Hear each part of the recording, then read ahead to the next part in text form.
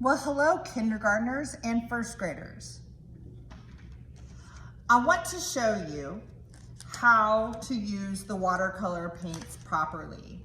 You know, Miss Nall has been teaching for many years, and I've seen how kids use their watercolor paints if people don't teach them how to use them.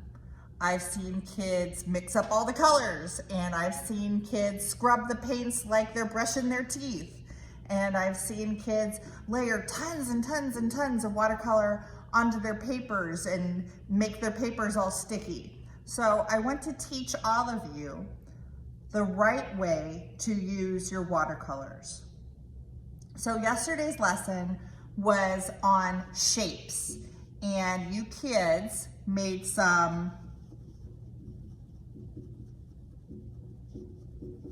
organic shapes on your paper,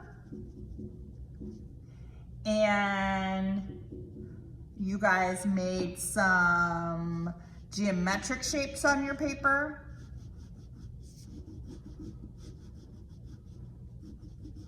and Miss Nall told you to press really hard with your crayons to make the texture of your drawing kind of waxy. And the reason why you want it waxy and slippery is so when you paint on top of it, the paint just slides right off of your drawing. And the paint only goes into the spaces where there isn't any crayon. So I'm just drawing a couple of shapes here, and I want to demonstrate how to paint. So watercolors are called watercolors because they should be very watery on your paper. So when I paint, the first thing I do with watercolors is I put my brush in the water, okay? So the first step is make sure your brush has been in the water. Now, I told you kids, I only wanted you to use the black. And the reason is I want to teach you how to paint, and we'll just use one color. And then next week, I'll show you how to take care of all the colors. And when you're painting, you can use all of them, but I'm gonna teach you how to clean your brush and keep all of your paints clean. But today, we just need to worry about the black. So I put my brush in the water first, and then I put my brush in the black paint. And I don't scrub my brush in there like I'm brushing my teeth or like I'm scrubbing the floor.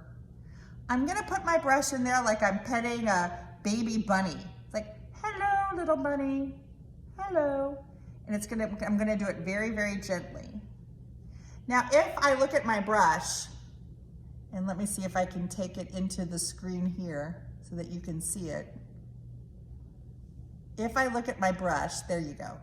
It's got a ton of black paint. In fact, it's kind of thick on my brush, and we don't want the paint to be thick. So even though I've got paint on my brush, I'm gonna dip it in the water to make it extra watery. See how dark that is? Even though I dipped it in the water, I just wanted to add paint and water to my brush because my watercolors are supposed to be watery. And here's something funny. Anytime I teach a lesson that's with crayon resist, kids always go like this and they say, Miss Nall, it's not working. And then they start to scrub their crayon. But the point is the crayon is supposed to show through. That's what the magic is.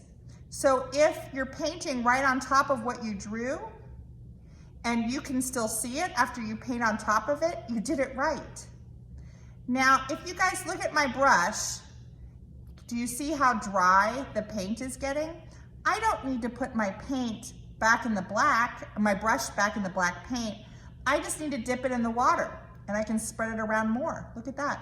See, I didn't even touch any black paint. I just dipped it in the water and I got my brush going again. Now, eventually, if I keep painting, it will start to turn gray. And if you want that part of your paper to be gray, leave it alone. But if you want to keep making it that dark black color,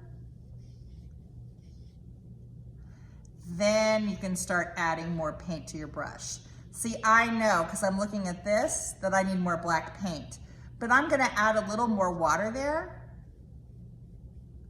so that when hello, little bunny, hello, baby bunny. So look at that, look what happens. It started to spread because I had a little tiny puddle of water there. And that's why that paint is moving around. So I'm just gonna keep painting. This is how I want you to use the paints. Watercolor paints, you really only need to visit the paint once or twice, and then the rest of the time you're just adding water to your brush and you're spreading that paint around.